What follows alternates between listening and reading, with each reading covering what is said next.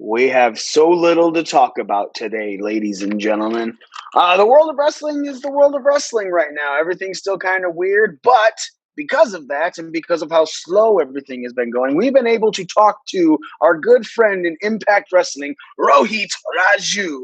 We're going to have him come on. We're going to talk about a few things, how the Impact locker room has been since this addition of COVID to it. His match coming up this Tuesday on Impact Wrestling with the Finesse Division champion, Mr. Chris Bey, against TJP and Falaba. We're going to get into all that and more this week as we break the ring down. Woo! You don't know what hard times are, Daddy. The cream will rise to the top, oh yeah. Austin 316 says I just whipped your ass. You just made the list.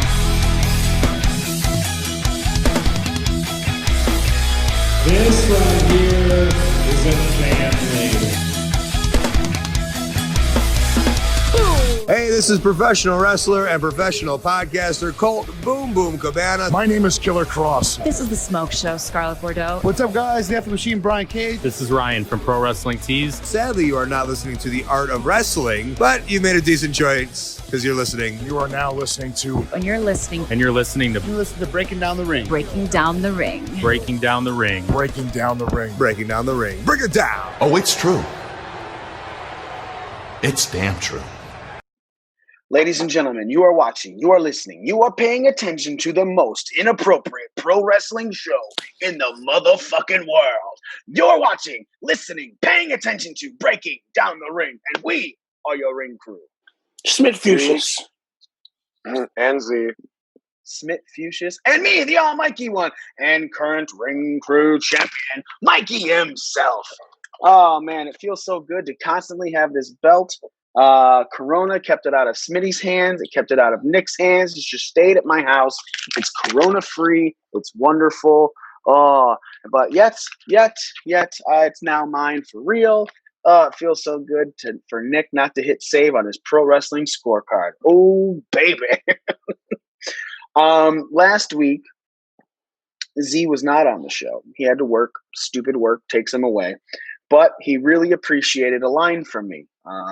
Spit out his drink when I was drinking something, my cherry Pepsi, and I said, "Ooh, it tastes like a saved pro wrestling scorecard." And look, I'll own it, man. I'll 100% own it. I completely won the belt back on a huge technicality. But a win is a win. I am the champ again. Fuck that. This is how we do dusty finishes in the pro scorecard world. Right. You just don't hit that or save. fucking Money in the Bank cash-ins. That's not a dusty finish. That's a Money in the Bank cash in, bro. You don't get to get mad about that. That's just the rules and how they flow. And before we dive too deep into this, let's talk about Smith Fuchsius for a minute. Yeah. What the fuck is that? I was really looking at the Art of War book, and I was like, I have a big, thick, like, Barnes and Noble's Art of War book that has like Confucius Analects in it as well, and it was open on my damn counter, and I was looking at it. All right, fair. So Smith Fuchsius. Okay. That one's not going to stick. No, not at all. As a matter of fact, that's not even going to hold up ever. No. So man, let's get into something that happened last night. Z was able to watch it, so we're going to get a huge, great rundown of everything. The Talking Shop of Mania, worst pay-per-view ever, happened last night. Impact helped with a lot of it. Obviously, Rohit Raju from Impact Wrestling is going to be coming on talking with us today. So, man, Z, you watched it. You said the tagline was the worst pay-per-view ever, and because they set themselves up like that, it was actually one of the best things that you've ever watched. Explain why. Well, it was filmed in Luke Gallows' backyard, okay. and they it was just a spoof off of every pay-per-view you've probably ever watched, because they even went like old school territory. So every time they referred to, like Impact Wrestling and other people refer to WWE in their content, at least, some way, shape, or form. They don't say WWE, but they make their little snarky jokes and whatnot. And they kept treating this like an old territory. So every time like somebody that used to be in WWE would show up, they'd be like, "Oh yeah, I used to work with that guy in in New York, and who the fuck booked him?" And I swear to God, like Kurt Brian Myers, formerly Kurt Hawkins, came out, and Heath Miller, formerly Heath Slater, came out, and Chad. Too Bad. Yeah, Too Bad, Chad, whatever, and Sex Ferguson were having their Boner Yard match, and those two showed up like the Good Brothers showed up, in the Boneyard match for AJ, and they both stopped wrestling and go, "Well, who the fuck booked these guys?"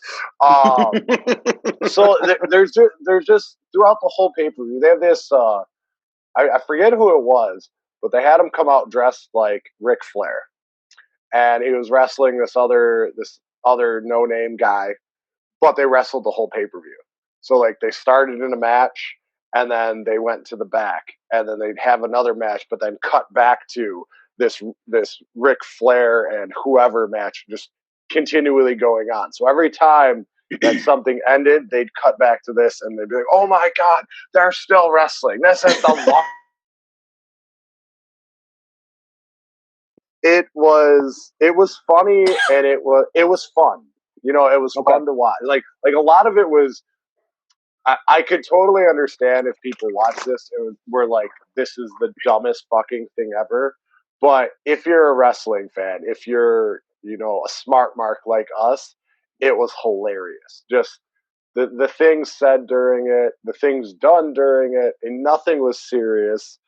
At one point in the match, and this is a spoiler, and I apologize. Hey, you're saying it's spoilers. They did the spot where they fell onto the gravesite, and they had one of AJ's old gloves, so the green and black one, and they had the arm sticking up, but instead of just like at the end of the Boneyard match, it was like the wrist and the hand. Yeah, it was the whole arm from the shoulder up, and it was just raised out of the ground. And they're like, "Oh, you fell on Uncle Alan's arm," and they grab the arm and start beating each other with this prosthetic arm with an AJ Styles glove. And at one point, Gallows is going to hit Anderson with it, and he goes, "Here comes your hand job."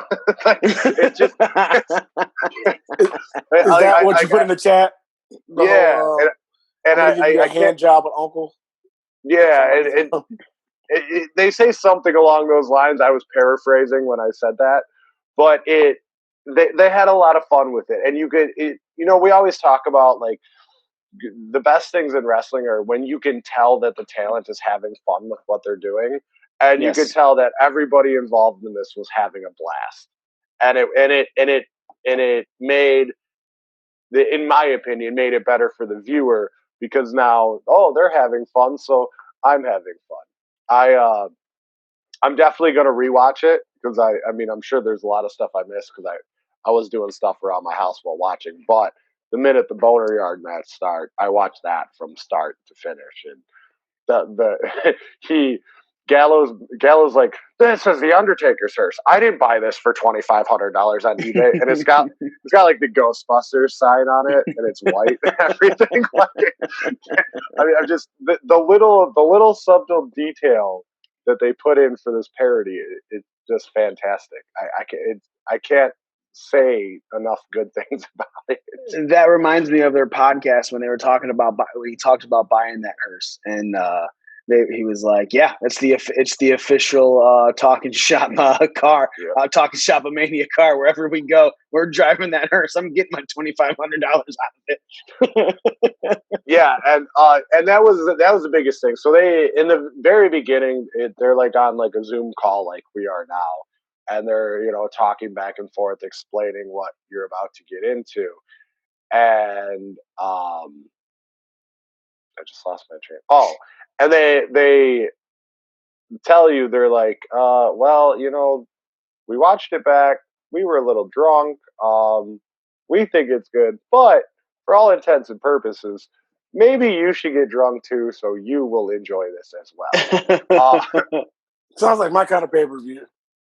Well, it was funny because, Gala's like, yeah, I watched it back sober. And then I had to drink a couple beers. And when I drank a couple beers, shit was awesome. So whatever. Again, and it was relatively cheap too. They and when they open up too, they're like, well, it's only a $15 pay-per-view, but I still can't believe people are paying that much to watch this shit. So it just reminded me of, how we talk shit about our pay-per-view, our podcast. Like, oh, we got 6 listeners and stuff like that. Like, they had fun with it. But they did say in the beginning, like, if you follow their podcast to the T, you'll get a lot more of the jokes going on during Talking Shop Mania, because it's all podcast based. So if you haven't watched a pay-per-view in 6 months, or you haven't listened to Talking Shop, you probably won't get most of the references. But most wrestling marks like us do our homework. So right, that's just what our life is. So we get it.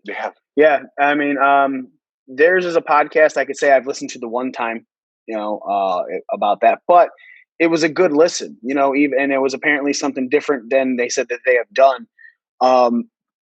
So I'm even intrigued to listen to more of their podcasts, just from the way that how they talk. And, the reason ours works and stuff is because I believe it's a lot of the fact that we're friends, so we're having conversations, we talk, we just rag on each other and stuff, but we're having fun. And that's like you're saying with the pay-per-view, people know when something is genuine, when something is fun, and no matter what, people will be having fun along with it as well. And I hope that's what the people who listen to, watch us and everything are doing as well, And to give you another idea of like how parody of parody this is, Enzo came out last night and he gets to the ring, grabs the microphone, and goes, "How are you doing?" and he proceeds to have cut like one of his WWE promos, but it's all like slow spoken and it's not PG. And he's like, and at the very end of it, he goes, "I don't even know why the fuck you listen to me talk. Who booked this shit?" And drops the mic and walks to the back. It was. That one definitely caught my attention, and there's a lot of familiar faces in there. There's a lot of people I don't know in there as well. But all in all, like, if I had to rate this as far as best pay-per-view, I would give it about probably a 2 for like the wrestling ability, but as far as like the full-blown entertainment factor and the comedic factor, they get a 5 for sure. And ladies and gentlemen, welcome to the show, the one, the only Impact Wrestling star, the beautiful man himself, Rohit Raju.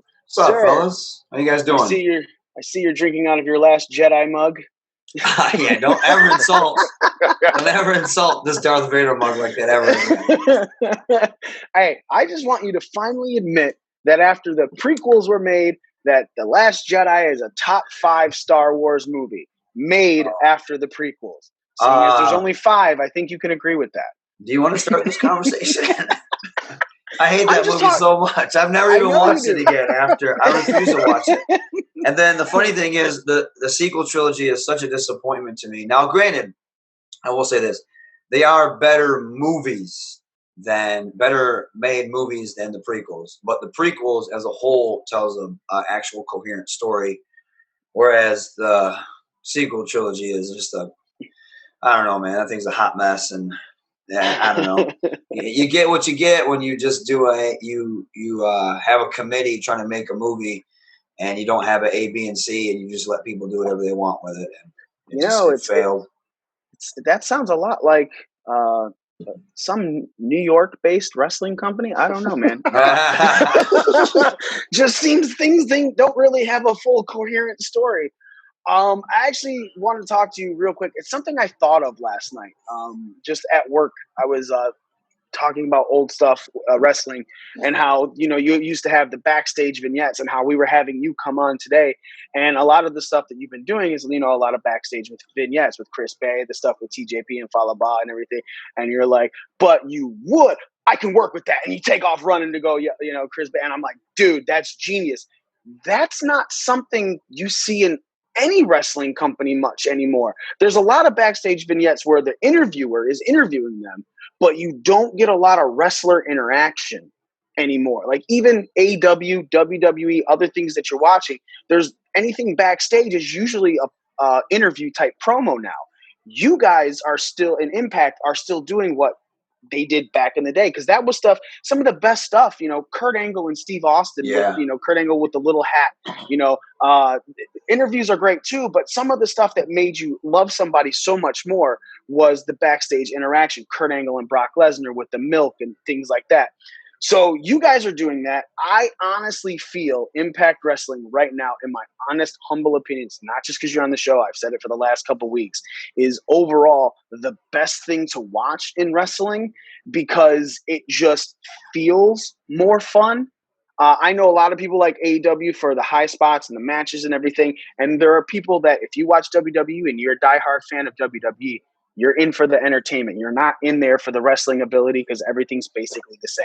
Right. And sure, you can have a lot of great matches in AEW, but sometimes out of certain areas, it just feels like they're trying to give you these high spot matches. You guys at Impact are overall, I think, encompassing everything that's making it better. Even with Heath coming back and trying to, Scott D'Amore playing along with him in the backstage and things like that. It's just a huge combination. So what do you think? I mean, are they doing that on purpose because they don't think it's in wrestling, or is it just something that they feel to do because, hey, this is great for our audience? I don't know. As far as when it comes to stuff like that, I don't talk to creative. So to my knowledge, they were always doing that. Mm-hmm. I remember even back when I think Bischoff was there, they were doing those style of backstage promos where they were like, "Oh, just pretend like the camera's not there," type stuff. Mm-hmm. And but it does go back to where you said like the Attitude Era, because that stuff was great. I love that, and I'm a big fan of also cutting the regular promo. But so you get a little bit of both A and B of that, and they probably do it to. It helps with the story. Mm-hmm. Helps tell whatever the storyline is. One of my biggest problems, to me, professional wrestling, like all media, has become this elitist thing. Like mm-hmm. There's so many elitist fans out there. And for me, they have to have something to dog on. And each company has its great things. Each company has its bad things. Now, I will agree. I haven't watched WWE in a long time.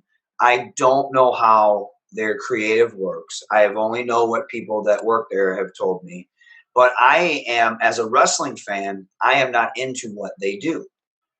I've tried to watch it, and I'm just like, I can't get into it. And I like a lot of the wrestlers, a lot of the talent that's there. I'm a huge fan of a lot of people. I think Randy Orton's one of the best guys out there today of all time. Mm-hmm. But there's just some things I just can't get into, and I don't. And it to me, it feels like. I always say this, it feels like they used to be, back in the Attitude Era, they were professional wrestling trying to be a TV show. Now they feel like they're a TV show trying to be professional wrestling. It's very corporate, and it's like you said, a lot of it is the same. It's like this cut and paste, copy, paste, copy, paste. And for me, as a wrestling fan, I don't dig that.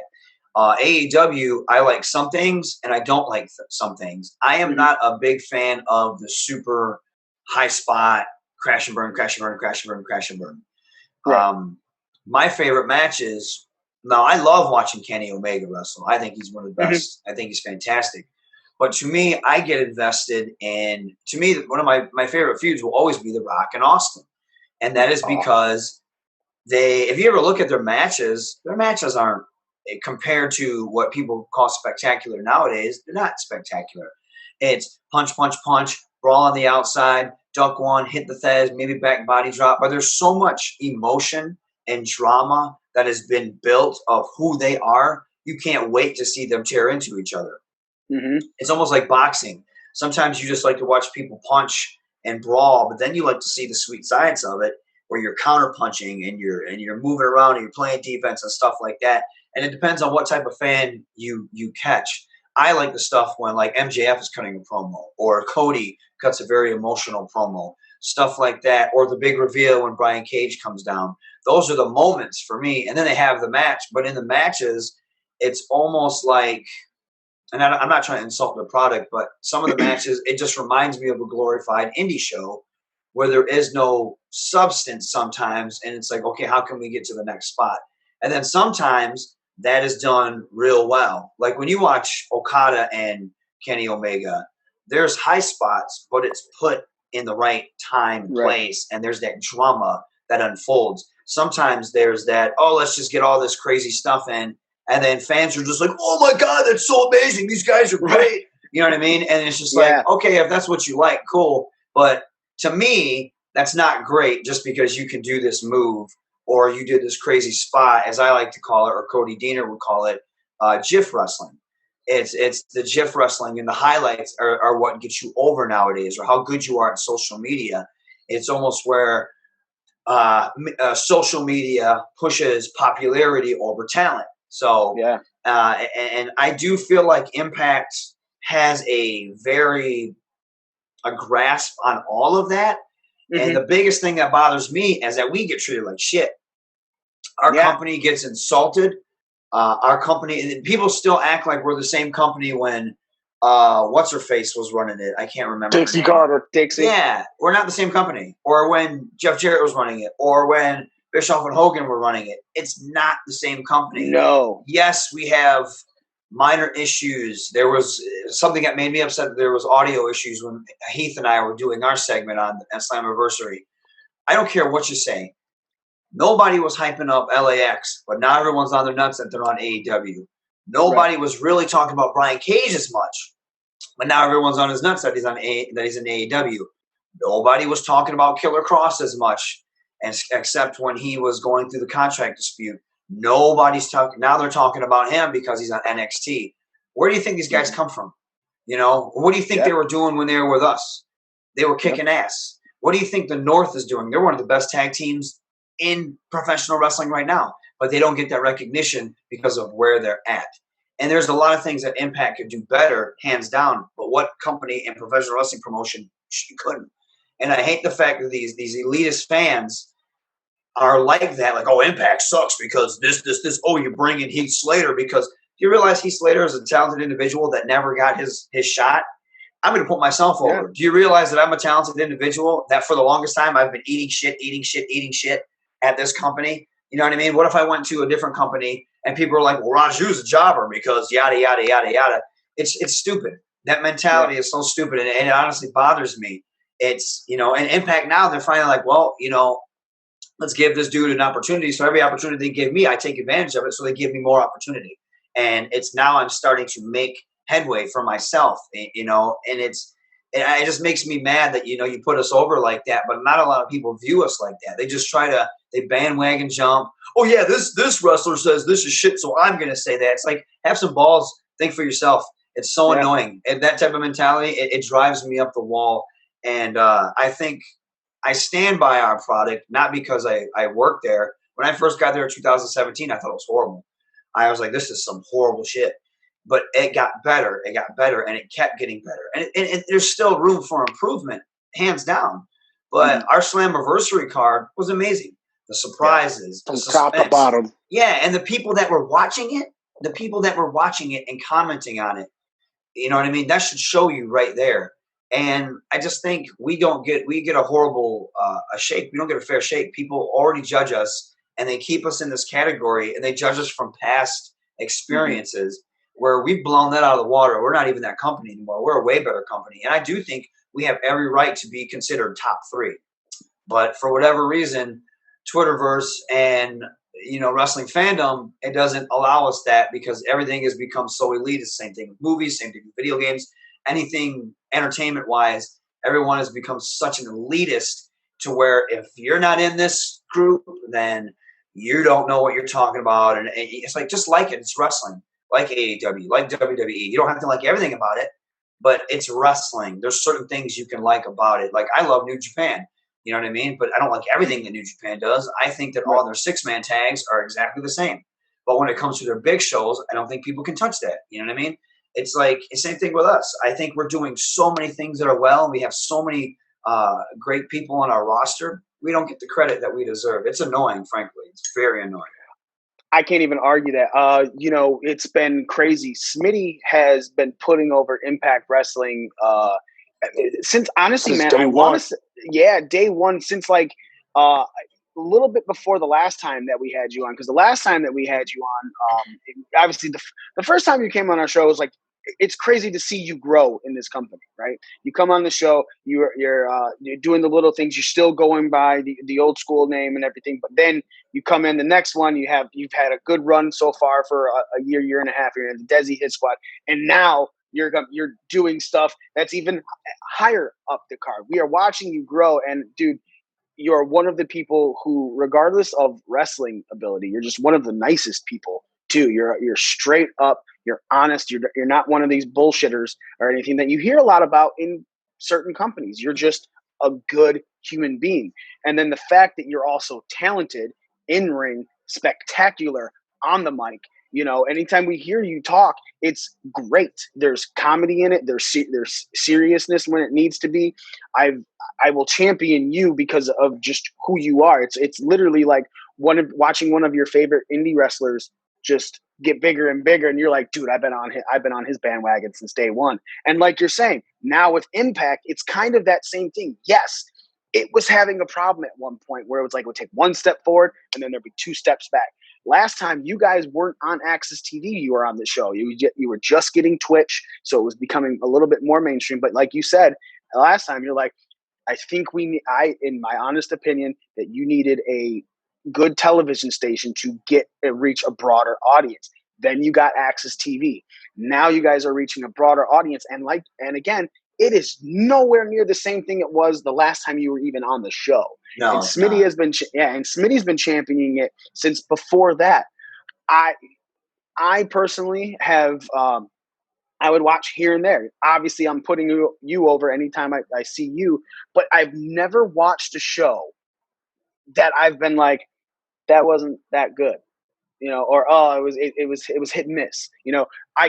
Like you said, you can find anything about something that you don't like, that you're not supposed to. Not like everything's going to be great. Like even in Impact, there's things like I'll be watching backstage and be like, and then there's things I'm like, man, how come people aren't talking about this? And and it is. And I honestly, I want to say I appreciate like you guys, especially you, because you're always singing my praises like on social media and stuff. I don't have a huge fan base, but I do have a cult following, and it continues to grow. And it's funny, I'll sneak into Twitch if I have time. I'll watch, I try to watch Impact and do live tweets, but I'll sneak in on the Twitch chat, and there's a bunch of people every time I'm on there. They're like, why don't they do more with him and this, that, and the other? And they're finally giving me a little something, giving me a little storyline and stuff, which is, makes me feel great, because I feel like I'm one of those people that has the ability to do whatever they need me to do. And I have, whether, like you said, it's been comedy, whether it's been slapstick, whether it's been serious. To me, Kurt Angle was one of the best at that. He could turn it on, he could turn it off. He could be very silly, Kurt Angle, and then when he could be a killer, and he could just be boom, just like that. To me, I remember there was a wrestler, I won't say who he was. He's like, what are you? Sometimes you're funny, but then when you're in the ring, you're angry. He's like, you got to choose one. And I'm thinking to myself, excuse me, I'm not Kurt Angle, not even close. I'm not Eddie Guerrero. But those were guys that could do it right from jump. Heel Steve Austin, he could do that. He could be that funny, and then he could be a stone cold killer in the next. To me, it's range, it's diversity. You should be able to do that. So those are my inspirations as far as the character goes, and that's what I try to do. And I've been frustrated with the company. There was a while there where they're like, we're keeping you in the hit squad, you're doing all this stuff, and I'm just wanting to break out. And I kind of got the opportunity to do that because of COVID. So, Shira's in India, Raj is injured, Gama's in Calgary. So they're not coming over anytime soon. So now it's just me. So it's like, hey, what do we have? We have to do something with him. What can we do? So they throw me a bone. I kill it. They throw me a bone, I kill it. They put me in this backstage vignette. Everyone, people start talking about it. They put me on there with Heath, which was super cool. And I'm going to say this, Heath Slater or Heath Miller, whatever, one of the coolest guys. You put me over, that's him. I was very nervous when I did my thing with him because I didn't know how he would be. He's coming from WWE. He's making a ton of money. I've dealt with people like that before that are complete assholes. When the guy that was doing our segment introduced me to him, he goes, "Oh, yeah, I know who this is. I've been watching him. He was with Terry doing, his stuff. I've been paying attention to him." And then I laid out what I kind of wanted to do after I figured out, what we're going. He's like, "Man, I love that." He goes, "I don't even need that much. How about I just reverse this and you come out the corner and I'll hit you with my deal and everything else you want to do, you do it." And I said, "Are you okay with that?" He's like, "Yeah, man." He said, "Do you get yourself over?" And I said, "All right." And then when I did it, he thanked me and he goes, "Are you nervous?" Before we went out there, I said, "I'm always nervous." I said, "But I'm more anxious. It's more about I want to do it." I said, "But as soon as I get through the curtain, it's go time." I said, "Are you nervous?" He goes, "Kinda." I said, "How are you nervous? You've been in, this situation a lot." He goes, "Yeah, but it is what it is." I said, "Okay." And we sat down, we talked, and after it was done, he goes, "I just want to thank you. I know how it is being that guy where every time someone new comes in the company, you got to put them over. And you're struggling to make a name for yourself, and every time they bring in somebody new, you got to put them over." He goes, I just want to let you know I've been in your situation, and I appreciate that." And then he was just really cool, and we talked, and we talked about how we get frustrated with wrestling. He was talking about his frustrations, when he was at WWE. And then at the same time, I was telling him, I said, the only reason I still do it is because I love, and before I could finish my sentence, at the same time, we both said wrestling. I was like, this guy is one of the good ones, you can tell. And he was just super cool, man. And he thanked me every time I saw him at the tapings. He thanked me for Saturday. He thanked me for Saturday. And he put me over. He said, "Your money." He said, you have what you need to do. Your promo was great. Your strikes and everything were great." He said, "Your money. You just got to keep hustling." And I thought that was really cool because we both were talking about how we've dealt with some assholes in this business. You know what I mean? I've dealt with guys that weren't even that over, but they made it. You know what I mean? They made it to WWE. They made it to WCW. And then you deal with them, and they're just like, it's like, dude, did you forget where you came from? I'm trying to do the same thing you did. I'm sitting here hustling and struggling and eating shit like you did that. So why would you be an asshole to me? Why would you already assume, like, hey, man, this promotion booked me against you for a reason because I'm good and I'm going to put on a good match with you. So why would you be an asshole? Or I signed the dotted line for a reason. I may not be at your level yet, but what do you think I'm here for? I'm trying to be at your level. And so I've dealt with a lot of people like that. But it's funny because sometimes it comes full circle. And, you see these people again, and maybe they didn't expect you to be sticking around this long. And then they see you, and you're in a position where they're not anymore. And, you see them again, and they're just like, "Oh, hey, what's up, man? It's good to see you." It's like, yeah, when I first met you, it wasn't that, cocksucker. And now it's a little bit different. You know what I mean? So, but I am where I would want to be vengeful and tell them to eat shit. I don't. I shake their hand because I'm a professional, and, that's just how I am. But yeah, man, he's a great dude, and I'm very happy that Impact is finally giving me things. Like, I got to change. Moose is one of their top guys, so I got to do a promo with him. I felt like that promo was very entertaining. Then I have a match where I get to be in the ring with Tommy Dreamer. You know what I mean? Tommy Dreamer is one of their top guys, and I'm tagging with Moose. So, and then I do a spot where I go and I'm on a pay-per-view cutting a live promo with Heath, and Heath is obviously someone they care about because they're bringing him in. They want to make it special. And they put me in that situation. Yeah. Even the same thing with Scarlett when they gave her first intergender match. They put me in that role. So it's, for me, I'm not where I want to be because I know I can be a top guy. But also I have to realize they're putting me in good spots because they trust me. And they know that I'm going to get that segment over. So, but I don't always want to be the workhorse. I don't always want to be the good hand because I know I can be more than the good hand. So, right. And future X Division champion. I hope so. That's, you know what I mean? I hope that's what it is. Hell, future world champion. I know I'm not the tallest, biggest guy, but Daniel Bryan proves that, you don't need to be, in my opinion. To me, my promos are what separate. I can't do what the Rascals do. There's no way in hell I'm gonna do that sliding fucking Canadian destroyer like the thing that Trey Naomi did, which was like, dude, that was. But I don't think it was Naomi's fault. I think it was Lacey's fault because Lacey didn't go. She kind of, you know what I mean? Like Naomi was going, and Lacey kind of, I think she was scared to take it, which is a freaky move to take. Yeah. But Trey and Swan, it was like beautiful. God, man, those two guys.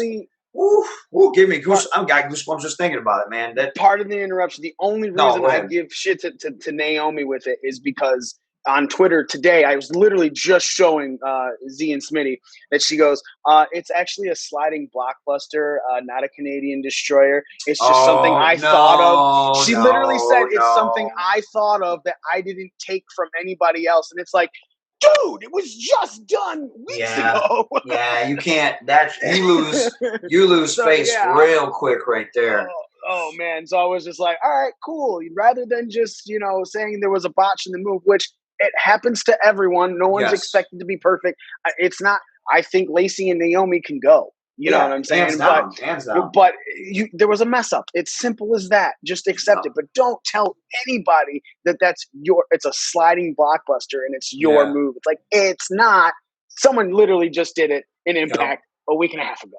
Yeah. So you were talking about you've been getting thrown a bone because of COVID. So let's talk a little bit about COVID. It has completely changed the wrestling landscape. Right? Yeah. There went from shows with no fans to shows being shut down for a little bit. To shows where AEW is doing it, where it has faces and heels in the crowd being very themselves, to WWE bringing in the piped noise with real people, right? It's like, this is who you're going to cheer for. This is who you're going to boo. That's what you're going to do. Do that. But you guys are still doing it, no fans at all. And yet somehow, I guess I just shouldn't be surprised anymore. It's still very entertaining to watch. It's not like you're watching a no-fan product. How is the locker room right now dealing with COVID? And how does it feel to be out there as a wrestler doing things with no fans? When we first started doing it, and even the first day you're there, it's rough because the fans, it's like they always say, they give basketball, it's a sixth man, you know what I mean? It gives you that adrenaline. When you walk out there, you hear those cheers, or you hear those boos, and you're telling that story. But as you're telling that story in the ring, and you have them, it's like it gets you like, man, I can do anything. Okay, you want to do that top rope suplex? Let's do it. Even though I'm going to feel it 10 minutes after we get to the back, but you don't care. When you get out there for the first time, I never forget I think my first match was a 6-way X Division match. Man, and Trey hit me with a forearm, and I was just like, oh, what am I doing? And then you get hit, you take that first bump, and you're just like, oh, man, because it's not, that adrenaline isn't going. But after a while, you start cooking, and then you're good to go because it's just like wrestling. It's like riding a bike. And then you forget, and instead of playing to the crowd, you're playing to the camera. And you get a little bit more of your character over, which is pretty sweet. I think the rest, I mean, we prefer fans. One of my biggest things, I miss going to shows. I miss, I'm glad I get to do Impact, but man, not being able to do shows every weekend, that's money out of my pocket. That's also just not being able to wrestle and perfect your craft a little bit more, because that helps you try new things and stay crisp and stuff like that when you're doing these shows and make some money. So that really sucks. And I don't see how that's going to change, because TV is one thing because it's TV. So you can get away with that. Unless you're putting it on like IWTV or something of that nature, or you're doing outside shows, you're not having any shows. Right. And I don't know what people are going to do in the wintertime. I have no idea what they're going to be doing in the winter, like these outside shows, unless they travel south where it's obviously warmer. But I have no clue. And that sucks. For me, I'll probably have to pick up a part-time job doing something because the money just isn't coming in. When I was wrestling, it was Impact and then wrestling every single weekend. Bang, bang, bang. And money was just, it was fine. I was good. I could pay bills, and my wife, she'd work and pay bills. So it was working. But now it's like, man, I might have to go back to the 9 to 5 and hustle on the side and do all that stuff. But I'm going to do that probably after summer because I've enjoyed my summer. Luckily for me, I have a home gym and I'm in the best shape I've ever been in, like physical wise. Cardio sucks, but my body, I'm at 180 pounds. And for the longest time, I couldn't keep that. Plus, I'm getting older. And so my body doesn't shed weight. And like I like to, if I drink, it's like the next day I'm bloated as all hell. So, but I stay at 180, and normally I would fluctuate between 165 and 173. But now I'm staying at 180. I eat grilled food every single day. I lift every single day. I get all my protein that I'm supposed to get, and I'm in better shape than I ever was, which is freaking sweet. So for me, it's a little bit different. But everyone's suffering. You know, especially wrestlers, you can't go wrestle. You're not getting unemployment if you didn't have a job beforehand, you know, and then people are having to go get jobs and get work and stuff like that. But for me, I'm just trying to make the best of it. I do miss doing a lot of things, but I've been working on my house. I put in a new kitchen floor. I'm going to be painting the kitchen again today. So that's all I've been trying to do, and just make the best of my time because life don't stop. You just got to adjust to it. Right. One of the biggest things in wrestling right now, and actually it has affected every company, your company for sure, has been the speaking out movement. I don't want to get into specifics or anything like that on anybody at all. I don't care, right? I only want to know regarding to you is how things are currently in the locker room with all of this. How do you think things should change so a lot more people are more comfortable? Because let's not pretend like this is just women, because a lot of men came out to talking about things that happen with other people. But it seems to be like there was an old school mentality that needs to grow, right? Yeah. But at the same time, it affected your company in a way that I thought your company handled it the best. I thought Impact Wrestling, I feel personally handled it the best. That's another reason why I've kind of stopped watching other wrestling companies, because I'm like, as a father of a daughter who's 11 and will grow up, and whether she does anything, I'm like, I don't want to ever be associated with something that would just make it look like my daughter doesn't have a voice in her feelings. Like, you know, I also understand that there's a lot of times where it's like, this person said this happened, so we have to do this to this person. And that's not true either. Right. I think that everything does need a full-fledged type investigation. But then there's other companies that are like, we're going to wait to hear something. And then you got 4 or 5 more people coming out. And they're like, we're still going to wait to hear something. Right. You guys, however, handled the situations that you had quick. And now I'm just wondering, how is it in the locker room since? And then, again, how do we move forward in wrestling to where this is not such a big thing that ever, like, there's always going to be something. Let's not pretend like anything's going to be perfect in the future, but something like an internet explosion of this guy did that, this woman did this person did that. We should never have anything like that again. Instances, sure, you're not going to avoid it. How do you think wrestling should move forward to hopefully never get this again? Well, there's always that mentality in professional wrestling that was I guess you could say, fraternity mindset, where you had to I totally believe in paying your dues. I am not this wrestling is for everybody person. I believe you should be setting up rings. I believe you should be working hard and busting your ass. I do not believe you should be doing sexual favors or any of that stuff. That's just ridiculous. And I feel horrible for these victims that had to come out, and people that have dealt with that stuff. That's insane. And I think that's just people that were already, I guess, having that mindset and having power and take advantage of their power on these people that were trying to break into a business, and they were trying to, either one, they had no respect for the victims that they did this to. They obviously had no respect for them. Or 2, they figured, hey, I'm untouchable. I can get away with this. That sucks. As far as the locker room's fine. I'm sure people go off and they have their private conversations, but the locker room's fine. It's crazy because some of these people that are gone, I was friends and I was friends with them, and I talked to them on a regular basis, and I actually looked to them for advice. But then there's that side of them that just whatever, you know what I mean? That's on them, and that's horrible, and it's crazy when stories like that would come out. I was like, damn, that's insane. I never thought that was happening, but it did, and it's very unfortunate, and it's more unfortunate for the victims. And I think it was so crazy, but good for people for coming out and speaking out on that stuff.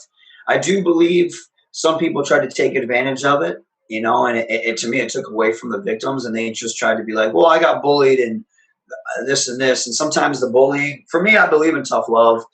I believe in certain things. Obviously, certain things get taken too far, but I believe in some of the things people were saying were just like, okay, you either one, you have a vendetta against this person, or two, you just want attention, or three, you're misunderstanding what the whole speak out thing is about. I believe in tough love. That's for me because I grew up in an era where a coach was screaming in my face, telling me to get my ass up and do the play right.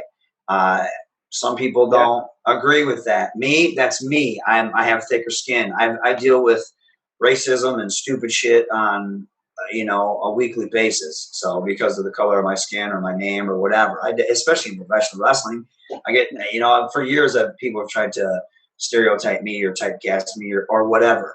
Luckily with Impact, they want me to do an Indian gimmick, but it's still me being me.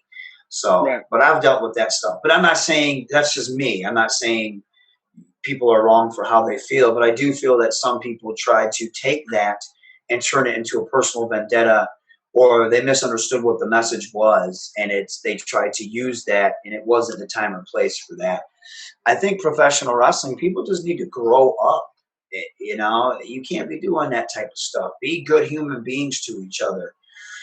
I do believe in getting that tough love. If you messed up in the ring and you get your ass chewed out backstage, that I believe in that. You're a professional. You should be doing the things that you're trained to do. And if you can't do that spot or that thing, you need to be like, hey man, I'm not comfortable doing that, or I don't think I can do it. Let's not do it. Especially at a high caliber level. Now, being treated like shit, I don't believe in. Being sexually abused, no, I don't believe in. Locker room talk, if some were to say it, sure, you can do that stuff around your friends, but don't talk inappropriately around people that you don't know or that are uncomfortable with it. That's just common sense, in my opinion. You just don't do stuff like that. I think people just need to get that type of mentality. It needs to leave not only wrestling, but just things in general. And if you're that type of person, then you either need to do a quick course correction, or you need to get the hell out, because you don't need that. In professional wrestling, we don't need it. And you need that type of solidarity between people, and you don't need predators preying on people. That's just ridiculous to me. So especially like young girls and stuff like that. Some of that stuff blew my mind. And it's sick, man. It's real sick. But I hope that this is a wake-up call. And I don't want to – some people were getting in trouble for saying stuff that they did years ago. And we've all said stupid stuff, whether it was right or wrong. And some things were between this person and that person, but it's that mob mentality where everybody wants to jump on, you know what I mean? Like this, sometimes cancel culture is not right. Sometimes people, they just jump on the bandwagon. You're guilty until proven innocent, and they want to ruin your life. I have said plenty of things to offend people and been like, man, what the hell was I doing? Why did I say that? I learned from it. I have done things. I have upset people. I have offended people. I have reacted out of anger. I'm a human being. I don't do that consistently. But the thing is, I've learned from my mistakes, and I would never repeat them again. And I would expect other people that have done these things to learn from their mistakes. And something I didn't like was when I saw some people speaking out and condemning certain people. Some of these people are not squeaky clean. You know what I mean? They were doing the same thing that some of these dudes were doing. You know what I mean? And that's not okay. So don't be throwing those stones unless you can better yourself and correct yourself. And that's one thing I think everybody needs to. Yes, you can be like, you can speak out against that stuff. Not like the people, the victims, but like fans or other people that try to rally around it. but you better be speaking out, looking in the mirror too, and be like, hey, there's things I got to change, or there's things I did that I can't do again, because we're all guilty of that, whether it's really heinous or not. Like the heinous stuff and the stuff that it continues, no, that's not okay. You can't do that, and that has no place in anywhere in society, and that's just wrong. Period. Yeah. You shouldn't be doing that stuff. But some of the lighter stuff, I guess you could say, like the words or the stuff that came across bullying. I know a lot of people are guilty of that, and we all need to better ourselves and not be assholes to people and make sure it's not a thing that we're continuing. Like I try to treat everybody with respect. I was bullied as a kid. And then when I got to, I think like 4th, 5th grade, I said, man, screw this. And I started being a bully. I started having a chip on my shoulder. And anyone that said anything cross to me, I was fighting them. And by the time I got to high school, I didn't want to be that person anymore. I found people that I got along with and, that I clicked up with, and I was cool. I just want to have fun with my friends. And then as I got into, and I don't want to be taking it off subject, but as I got older, I didn't want to hold on to that negativity. I didn't like when people disrespected me, so I would speak out on it, or I would react to it and try not to react in a way that would get myself in trouble. But I would stand up for myself. And I know how that feels, man. And nobody should feel that. So when young wrestlers come to me and say, hey, can you watch my promo? Can you watch my match? I don't tear them down. I'll give them constructive criticism, but I don't tear them down. I don't believe in bullying people. I've been, like I said, when I went to Impact in 2017, there was cliques and wrestlers there that treated you like shit. And I hated it. And it's not like that anymore. I think our locker room is a really good locker room that people could learn from. We don't allow that mentality in there. And when it did happen, those people are gone. When they got found out for it, they're gone. That type of stuff, it shouldn't be allowed. And you should honestly stick together and not allow that stuff to happen in a locker room.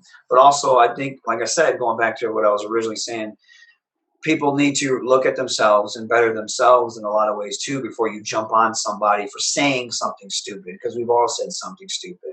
And but the other stuff, like I was saying, the heavy accusations, the sexual assault, stuff like that has no place anywhere. And I hope now that the Speak Out movement has happened, that professional wrestling can smarten up and move on from that stuff and weed out those people and get them out of the business, because that has no place in anywhere, let alone professional wrestling. It's I agree with that. We were talking about last week. I guess the only name I'm going to bring up is because it's the only one that I constantly mention, the Sammy Guevara thing with AEW. Like everyone's like, "Oh, you should be fired." He said this stuff. He said, "Oh, I'd rape her." The Sasha Banks. Like, well, one, let's not pretend like he actually said he was going to rape her. It was a stupid compliment, which should not have been used. It's like saying you were going to drink a girl's bathwater, right? Exactly. But at the same time, he was 22. If I was ever judged for anything I did when I was 22 years old, I'd be an absolute piece of shit human being. Yeah. We're growing. And as long as you grow and get better, it's fine. Do I fully agree with how AEW handled him coming back and stuff? No. But that doesn't mean I feel like the guy himself needs to be belittled and made an example of in such a way that is that he loses his livelihood for it. Dude, he's grown up. That was 4 years ago. He's not said anything like that you can find recently. He put out a stupid joke on Twitter about her looking like Ricochet when he had his long hair, and that's.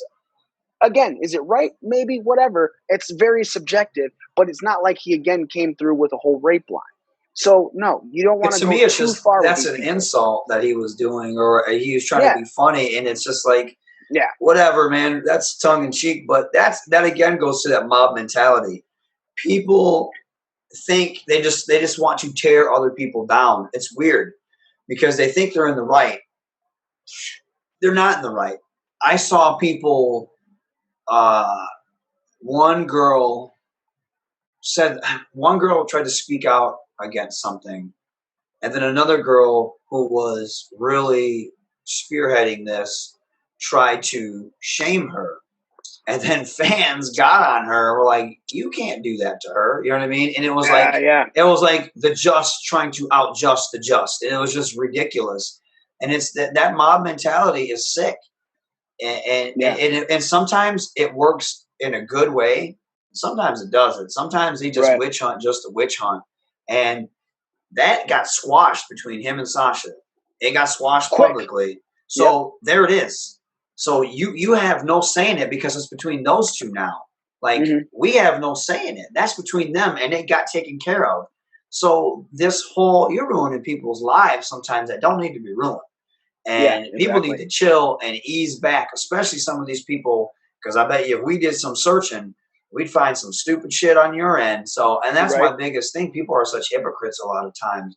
And I know I've done and said stupid stuff, but I try to grow as an individual and be better and be a good person because I want to be a good person. I don't want to be a bad person. And I don't want my friends to be that way. You know, I'll check my friends if I'm like, dude, you shouldn't be saying shit like that. Or you think you should be doing that? Because you don't know. You know, you shouldn't be like that. And it's just that mob mentality, though, going back to that, that's just sometimes it's too much. It's sometimes it can work in a very positive way. And then others, man, it's just people witch hunting just for the sake of witch hunting, and they need to cut that out. Someone made mention, they were like, I'm pretty sure your podcast has said pretty bad things, pretty worse things than what Sammy said. I was like, yeah, but the difference here is we tout ourselves as the most inappropriate pro wrestling show. Don't expect high mentality caliber stuff from us. We're idiots. We know we're idiots. Where's the line get drawn? You know what I'm saying? Yeah. Where does it get drawn? Because sooner or later, you're going to be going after, like I watched Eddie Murphy stand up from years ago, and he was saying things that were offensive back then. Delirious. If he were to, yeah, exactly, delirious and raw. If he were to say any of that stuff now, it's like he'd be, you know, and I get it now. But Hashtag over party. Yeah. But Dave Chappelle is, you know, he says a lot of stuff, and people tried to cancel him, but it's comedy, and but where do you draw the line? Where is it offensive? Where is it not offensive? And some people have that false outrage where they're offended by everything. And that I've seen just some stuff, and it's just like, why are you going after this person? Yeah. And like, well, people will try to dig up stuff from years ago, like with the whole Kevin Hart, and they're like, you need to apologize for this. No, I'm not apologizing for it. I don't know, man. It's like, when do you start Grand Theft Auto? When is that going to be offensive? When are people going to go back after that?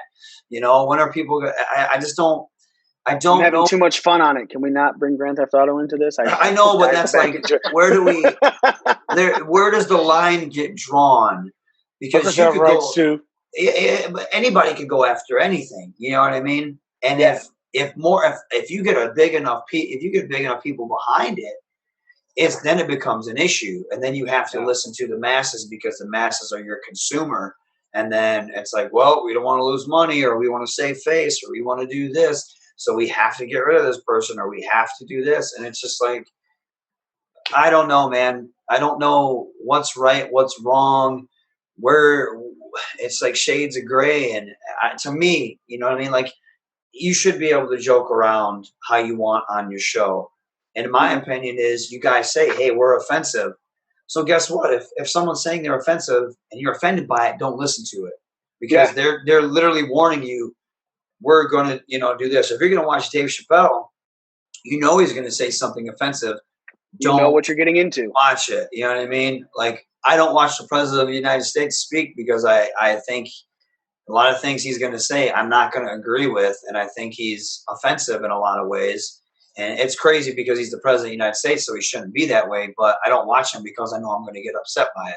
So I can't, you know what I mean? And maybe that may be a little bit different because he holds a higher, I guess, you know, he's the president, for God's sake, so he shouldn't be saying stuff like that. But yeah, I'm not going to watch a comedian that I don't like, who I think is offensive. If he's talking about racist stuff that I find offensive, I'm not going to watch it, you know? Right. Because I know that it's not appealing to me. Exactly. And if he was doing it outside of his comedy bit, like Hulk Hogan, when Hogan got caught saying that stuff, well, that's kind of, you know what I mean? Yeah. Hogan got caught dropping, like, that's like not comedy. That's not subjective. That's him going in on something. And he had every right to catch that heat.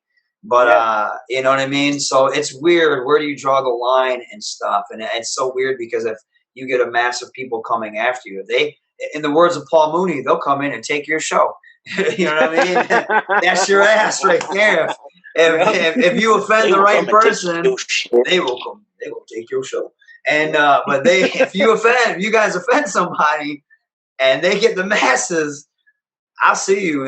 You know what I mean? I'm like, man, I was on that show. They got him. They took the show. They got that new show. Let's get off of the seriousness of the world right now, and let's talk about you again. Like you said, you have been thrown a bone due to COVID. It has brought you into having a storyline along the lines of the Finesse Division champion, Chris Bey. You're going to be tagging with him this week, Tuesday, Impact Wrestling, Access TV, Twitch, 8 p.m. Eastern Standard Time. That's right. You're going to be going up against TJP and Falaba. Tell me how you're feeling about this. What do you think's going to go on? You know, just talk about it, man. This is you.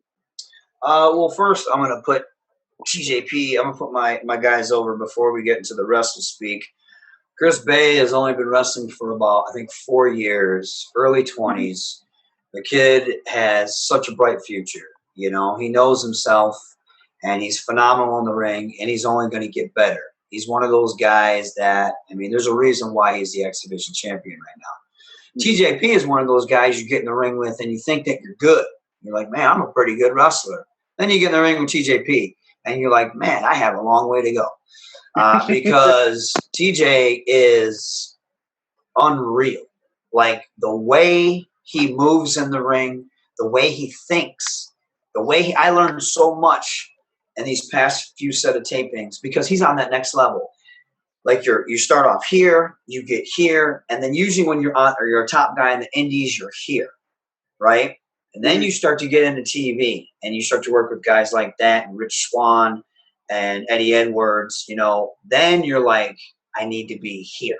I need to be here because they're at that level. That's where TJP is. He's at that level to where, okay, that's a main event guy, and you realize you're not a main event guy yet. You're on the path there. You need to work with guys like him so you can learn how to be. And that's something, that's how what I think of him. Then you have Fowler, who's one of the most over people in the company. Not only that, but he's so versatile. He's so funny. The guy can do it all. And then you have all of us in the ring. And I do want to say one thing. I want to give credit to myself in a sense where I don't want to feel like the only reason they're throwing me a bone is because of COVID.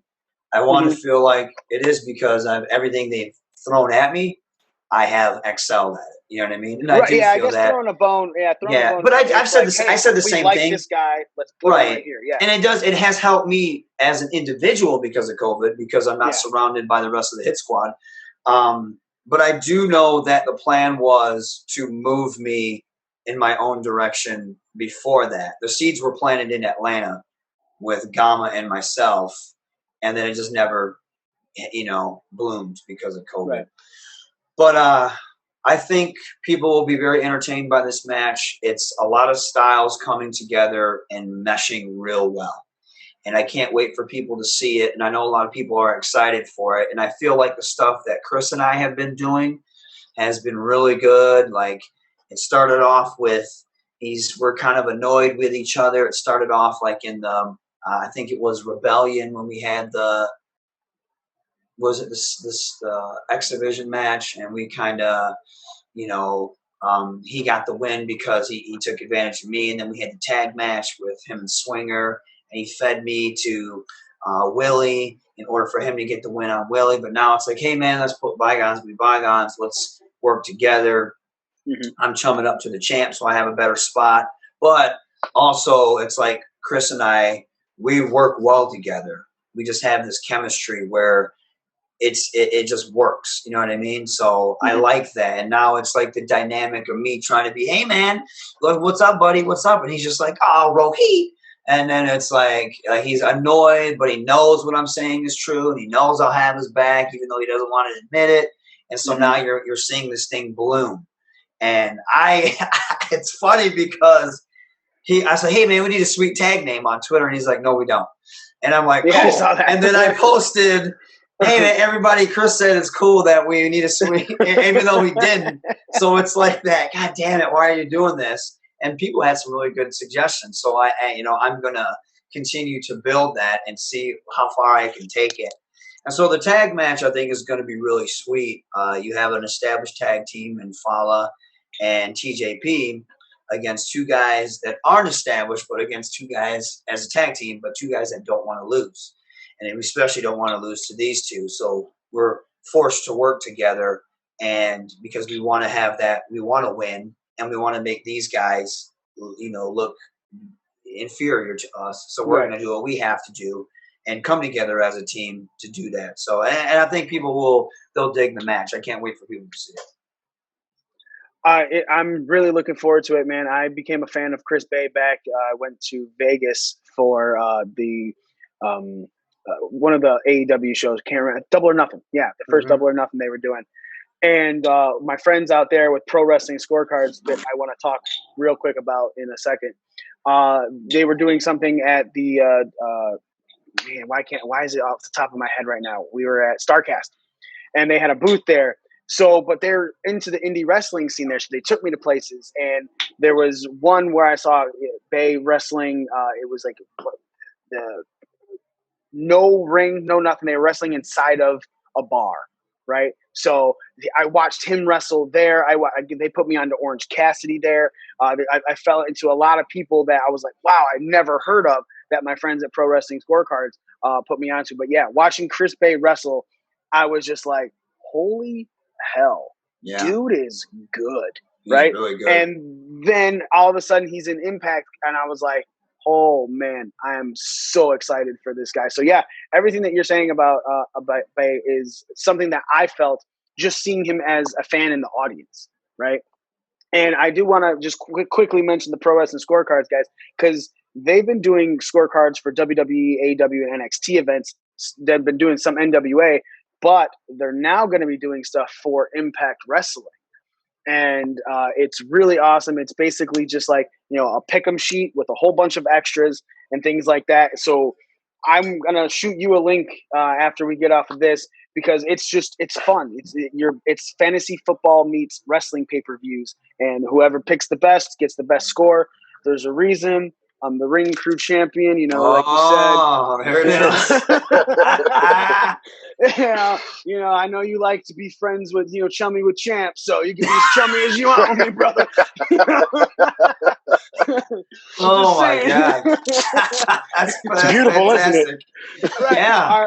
Our friends at Zebros put this together. They're the guys that actually repainted the Impact titles from when they were blue to now they're red. So it's just, it's coming full circle with all of this. It is coming full circle, man. Maybe you'll have the X Division title on. I promise you, I'm way heavier than you think I am. No limits. Tell them, Smitty. X Division, no weight classes, no limits. It's just anybody can have it. Brian Cage is the X Division champion. That's right, Samoa Joe.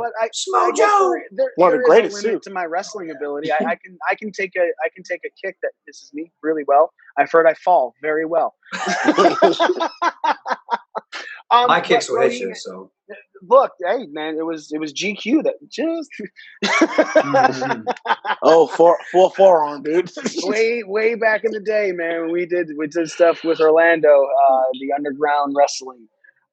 So yeah, man, dude, I'm really excited for this Tuesday. I'm really excited to be seeing you featured much more prominently. I think you're one of the guys that definitely deserve it, inside and outside of the ring. Just an all-around great performer, great talent, great person on the mic, great fucking human being. Just, I will put you over to the end of the days, man, because you deserve every good thing that I have ever seen you get.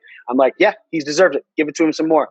I've never been shy about that. I've always said you need that rocket strap. You need to be something. And I think it's, God willing, man, here it is, Yeah, we'll see where it goes. And I'm just having fun in the meantime. There was a while there, I was just like, where is this going, man? What are you guys doing with me? And I asked them, they're like, just keep going. And D'Lo would pull me aside. He's like, just keep working hard, man. And he told me the cream always rises to the top. And dude, you know what the coolest thing about that is, like being at Impact, and even in professional wrestling, especially now Impact, I get to chum it up with guys that I love watching and grew up watching. Like I talked to David Penzer, like on a first name basis. D'Lo Brown, I talk to him. That's my go-to guy anytime I'm frustrated or I have an idea or anything. I talk to RVD. Anytime Sabu sees me, gives me a hug. these are guys that I was imitating in the backyard. These are guys that I grew up watching. And now I'm sitting here talking to them, and they put me over. And to have that, and D'Lo knows my frustration because, again, he was in the same role. He's like, I was surrounded by guys. He goes, I worked hard. And, he goes, what do you think they're going to do? As I'm thinking I'm having my moment, but here comes The Rock. He's on fire. He's like, and I never got my moment. And he's like, trust me. He goes, it may never happen. It may happen. He goes, but I'm just going to tell you, you need to keep working hard because the cream always rises to the top. He says, trust me on this. Just keep working hard. People know, they see what you do. And even Bravo, he goes like, I'm telling you, man, people like you here. They really like you. It's just weird because I'm the type of person where I need that positive reinforcement. Right. So if I'm doing well, I need to know that I'm doing well. But in this type of work, sometimes they won't tell you that. They cater to – sometimes they cater to – I always say they have like I always just say a deck of cards. It's a deck of cards, and they have certain ones in their hand. And these are the ones they cater to. And I'm not in the hand. But that doesn't mean that – you know what I mean? It doesn't – I've been told like your card's there. Trust me, they pick it up and put it down. They pick it up and they put it down pretty much. They know your worth. They just haven't pulled the trigger on you yet. And they just tell me. And that was good to hear. And I need to hear that because, man, it's been bittersweet. Like, I'm like, these guys are just doing nothing with me. They're just using me as this job dude. And now, I had people pull me aside and explain it to me. Look at the roles you've been in. It'll get better. Just keep hustling. So that's what I've been trying to be very positive about it. And it's bittersweet. Wrestling can be bittersweet, but being able to talk to guys like D'Lo and stuff like that, it's amazing because, like I always tell, and Rhino too. In my garage, I still have their action figures in there somewhere, and that's so cool to me that I talk to them on a first name basis or text them, and it's unreal, man. It's really crazy, man. Because you talk about D'Lo thought he had a shine, and then all of a sudden The Rock blew up. But it's still at the same time, everyone knows D'Lo. You know Everyone what I'm saying? knows. Everybody knows. He's still a legend. Yeah, talking about the real deal now. Everybody knows him. I watched him wrestle last night on Talking Shop Mania. How was that? I heard it was horrible, but in a good way. Oh yeah, very. It was the worst pay-per-view ever, but it was amazing. That's what I heard. Yeah, what was it on? Fight TV for like $15. Okay, that's about another hour. Oh, go ahead. I was gonna say it's about an hour and a half long, and it's from start to finish. It's great. What was Johnny Swinger doing on there? That's one of my favorite people right now. He was all over the place. I mean, he was. It's hard to explain because of the way they shot it, but he was in a lot of different skits throughout the pay-per-view. Man, Swinger's. I don't know if you guys.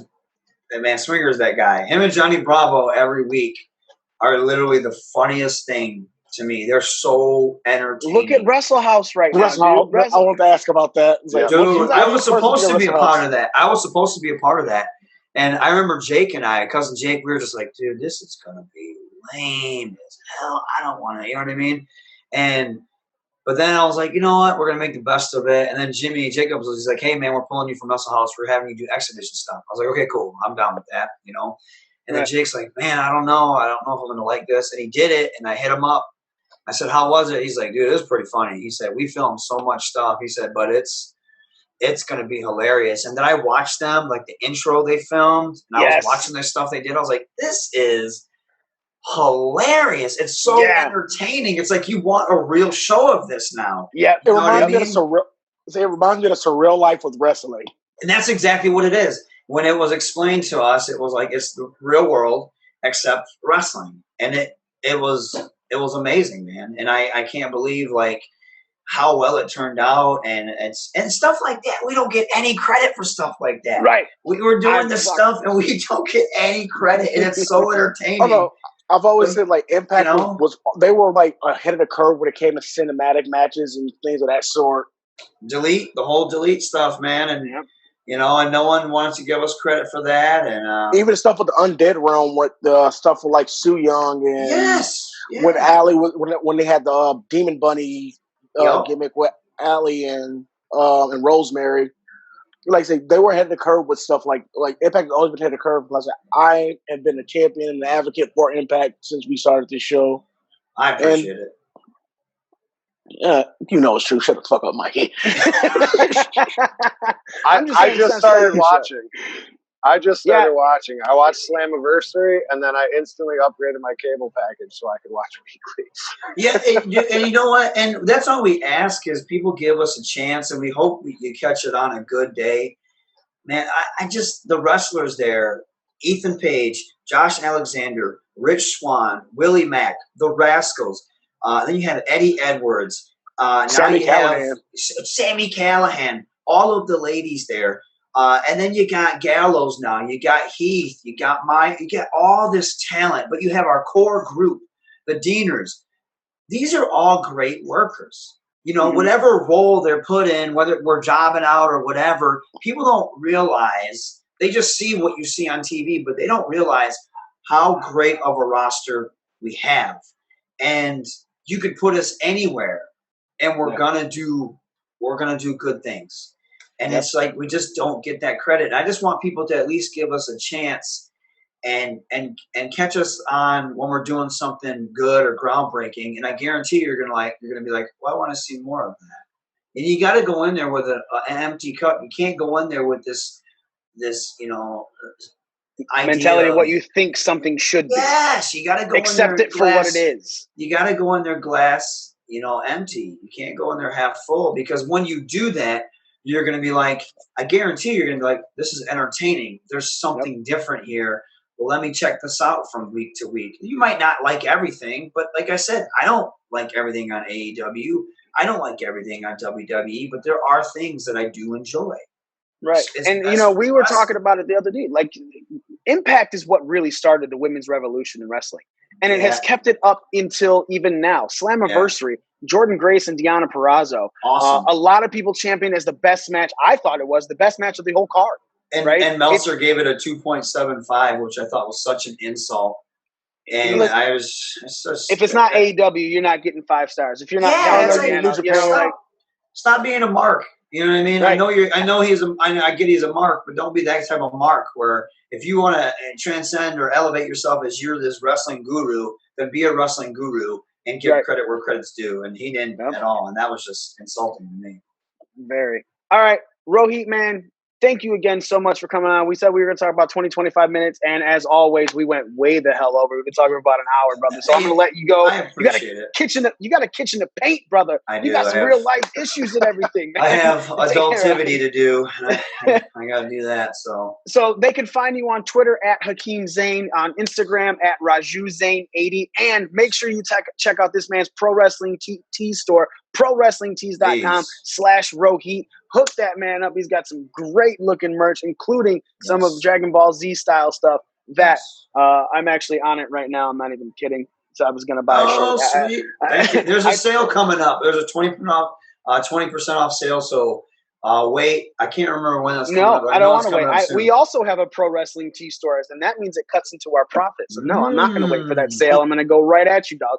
Sweet. I'm going to take care of you because, as always, you've taken care of us. This is the 3rd time you've been on this show. You're the first ever guy that we've ever interviewed. But, man, you're coming back. You are rising in the wrestling. Like you said, D'Lo said, the cream always rises to the top. And you are the cream, my friend. You are honestly the cream. Cream always rises to the top. Yeah, it's like Impact is your coffee. That's right. All right, Impact's my coffee. We stir it up a little bit. Yeah, all right. A little mocha skin. Okay. Oh, the mocha skin, the Mad Dragon. Ooh, yeah. Yeah, we dig it. I appreciate you. Impact's already done that gimmick already. Yeah, funny quick story before I go. We were supposed to do the TNA thing in Florida WrestleMania weekend, and I was trying to get booked on it. I said, guys, if you don't have a spot for me, just let me come down and be the Brown Machismo. And I said, yeah, that's it. I said, you're not going to get Jay Lethal back for Black Machismo. Let me be Brown Machismo. People will get it. And then Monty Brown can come out and pounce me if you can get Monty to come out, or have Rhino come out and gore me. You know what I mean? Just let me cut a promo as a Brown Machismo. It'll get over, and then I'll get whatever. You know what I mean? So it just didn't happen. So. Fucking COVID. Thanks, guys. I honestly appreciate it. Thank you so much. Thank you, brother. We'll talk to you later, man. Peace out. Later. He's leaving the meeting. What are you talking about me? He ain't talk shit. Shh, wait for him to go. Boo! Love you, That brother. wasn't a midget stripper. Right, that was a midget. No, love Rohit, man. Rohit is amazing. Boys, I said we wanted to do this for like an hour. Obviously, that conversation was the hour in itself. Let's end this on that, man. End it on a real high note. Impact Wrestling, you can check out every week, 8 p.m.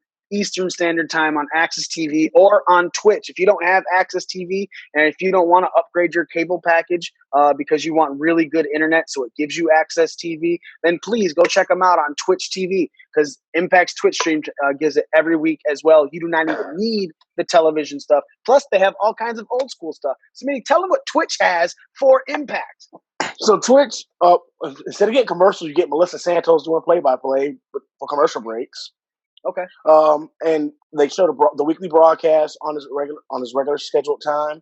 And pretty much the Twitch stream is always showing classic Impact stuff. Like you'll get like an hour of Kurt Angle matches, or you get an hour of the Machine Guns, and they'll have like moments and flashback and throwbacks to some of the great TNA moments and Impact moments throughout the company's history.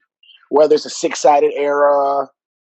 So people knock the Hogan Bischoff era, but they still had some pretty good matches going on around that time. It's a lot of good content that goes on through the Twitch stream. Yeah, and on Access, if something's bettered on, they don't switch your time slot like WWE does. Like SmackDown doesn't come on till 1:00 in the morning because nobody wants to watch WWE and everyone wants to watch baseball. Right? Just saying. Just saying.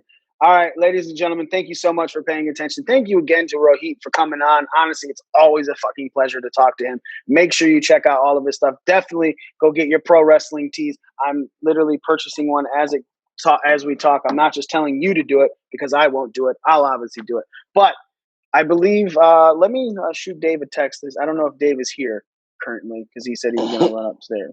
So I'm going to shoot him a text saying we're finishing up.